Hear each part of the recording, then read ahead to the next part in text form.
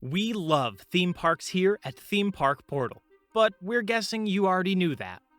Every time we see a new attraction, project, or even park, we get excited. Most attractions are fantastic, catering to a certain taste and providing joy, thrills, or relaxation for park visitors. However, sometimes some rides fail, whether it's through a poor concept, flawed execution, or sheer overambition.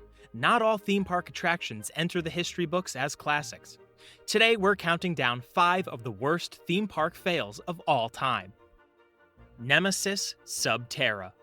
A rare misstep for an iconic park like Alton Towers, Nemesis Sub-Terra opened to the public on the 24th of March 2012.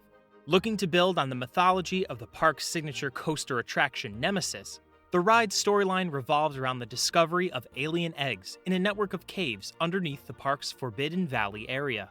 An organization called Phalanx was brought in to retrieve them, and the ride combined a mixture of live actors, pre-shows, and a drop tower ride, manufactured by ABC Rides. The site for the attraction had been occupied by Dynamo until 2003, and then hosted a series of midway games, trampolines, and rock climbing wall before Alton Towers announced a new attraction for the area. Fans were incredibly excited as plans for the new ride's exterior were revealed. Alton Towers lacks a world-class dark ride to match its world-class coasters, and many fans speculated that Nemesis Sub-Terra could fill that gap. The park announced in January of 2012 that they had appointed a director of fear for the attraction, and hype went through the roof. The park also released a marketing video revolving around the idea of a bottomless lift.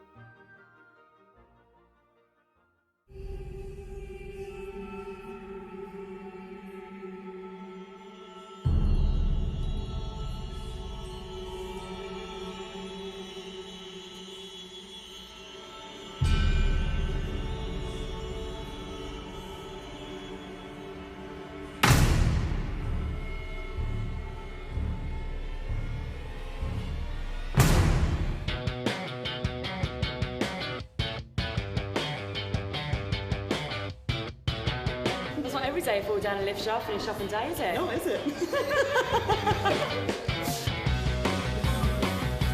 I was shocked. I was thinking, wow, there's a big hole in the ground. But he was more scared than me. You can tell by his face.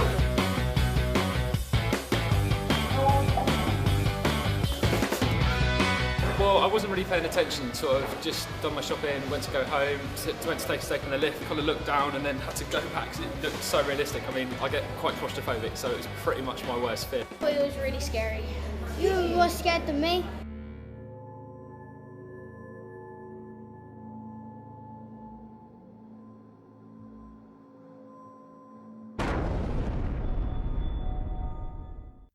Alton Towers looked to have a new hit attraction on their hands, but after opening day, feedback from the general public was overwhelmingly negative. The team at Tower Street noted, quote, "Early reviews of the ride were not positive, however, and guest satisfaction ratings were very low, citing it as being too short and not at all terrifying." End quote. Nemesis Sub-Terra closed a number of times over the next few months, whilst Alton Towers tweaked the ride, and the park received criticism in May of 2012 when it stated that the ride wasn't actually complete yet. A maze was added to the finale. However, the hype for the ride had massively inflated expectations. The ride closed in 2015 and was officially removed from the Alton Towers website in 2019, making it one of the shortest-lived attractions at the resort. Son of Beast. On paper, Son of Beast at Kings Island should have gone down in history as one of the world's best coasters. It was certainly unique, and during the design period in the late 1990s, the coaster aimed to break 7 world records, as well as to feature a vertical loop. Problems plagued the ride from the beginning, with multiple design issues and severe weather causing construction delays. Kings Island would sue 3 companies involved with the construction of the ride over issues with its construction. After opening to guests on the 28th of April 2000, Son of Beast immediately gained a reputation as one of the roughest coasters in America. In fact, the smoothest part of the coaster was its vertical loop. Various issues with the track, as well as the coaster supports, led to prolonged closures, with one particularly serious incident resulting in the partial collapse of the ride's lift hill. Numerous injuries were caused by further structural issues in 2006, and Kings Island announced that the ride would not reopen for the 2010 season. It was standing, but not operating, or SBNO, until 2012, when after $30 million spent, Kings Island announced the ride's demolition. Banshee now sits on the site of Son of Beast, and a small tombstone commemorates the ride. Chalk this one up to overambition on the part of the designers, but after just 10 years, Son of Beast would go down as one of the worst and costliest theme park fails. Rocket Rods. Perhaps one of the most infamous Disneyland attractions of all time, even getting a special mention during our chat with Werner Weiss over on the podcast. Rocket Rods opened in 1998 as a replacement for the People Mover, one of the cornerstones of Disney's ill-fated New Tomorrowland project, also known as the poor man's version of Disneyland Paris's Discoveryland. Rocket Rods aimed to bring a thrill attraction to the skies over Tomorrowland. Problem was, barely any thrills could be found, as the stop-start nature of the attraction left many guests underwhelmed. For what it's worth, we didn't think Rocket Rods was a terrible ride. However, the technical issues that plagued it are the stuff of legend. As the old People Mover track was not banked, the ride vehicles had to slow down at each curve. This caused wear and tear on the ride vehicles and ride mechanism, and the attraction would often break down, even closing for a slated 5-week refurbishment in July 1998 that ended up lasting for 3 months. In September of 2000, the ride closed for another refurbishment. However, guests and even local newspapers noted that no maintenance work was being carried out at the attraction, and it was listed as permanently closed in April 2001. Rocket Rods was notable as the first Disneyland attraction to ever have a single rider line, which was used to beef up capacity as queues got bigger and bigger. The Rocket Rods track remains in place, but the queue building now forms part of the Buzz Lightyear Astro Blasters ride. Cannonball Loop. There's nothing in the world like Action Park. I can't wait to jump in the Tarzan pool. I love the Grand Prix action from Action Park. My kids love the ride. Action Park is better than Broadway. It's my first time in Action Park, and I love it. They have more water rides here than anywhere in the world. There's nothing in the world like Action Park. Some attractions are overambitious. Some of their designs are misguided. Still, others are just plain bad ideas. Cannonball Loop at Action Park fits comfortably into all 3 of these categories. The now infamous attraction opened at New Jersey's Action Park in 1985 and was the first waterslide to operate with a vertical loop. The park's safety record was spotty at best, and there is a widely published story that test dummies sent down the slide came out at the other end with limbs missing, and one had even lost its head. Bill Bennion, who worked at the park and was one of the first human testers of the slide, told Men's Health magazine, quote, "Here's the rub. We can't spend $1.5 million on a ride without testing this thing first. It's November. We need to start building by March to complete the installation and certification by the time the park opens for the summer," end quote.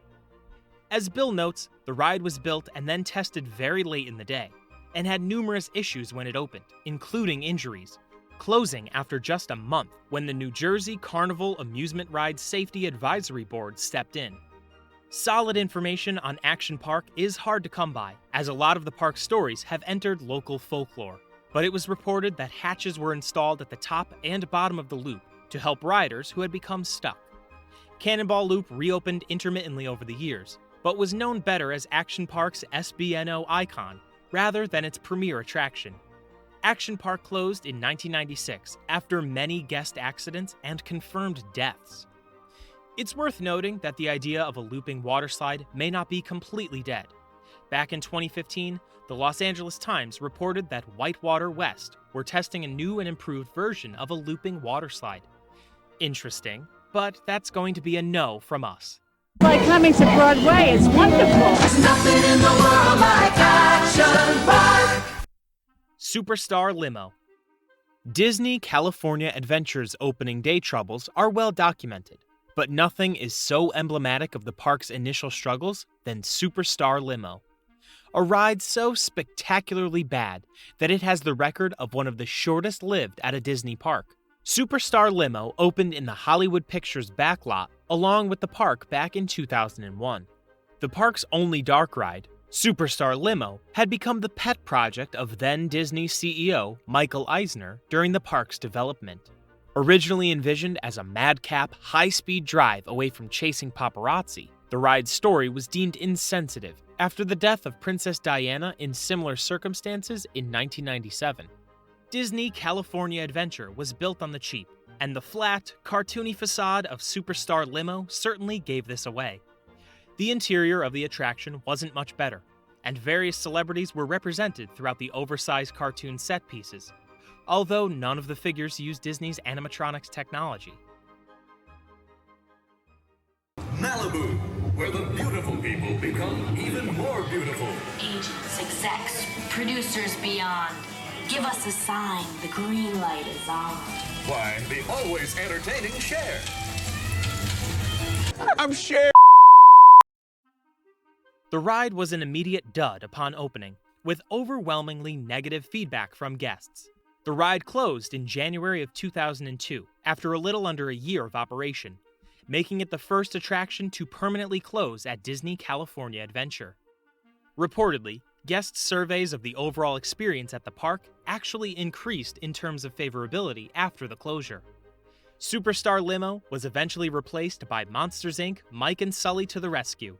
The new attraction uses the same track layout and ride vehicles as the original. And there you have it, our list of 5 of the worst theme park fails of all time. Do you agree with our list? Did you experience any of these attractions? Let us know in the comments. For more theme park videos, be sure to subscribe to the channel and check us out over at themeparkportal.com. See you next time, guys.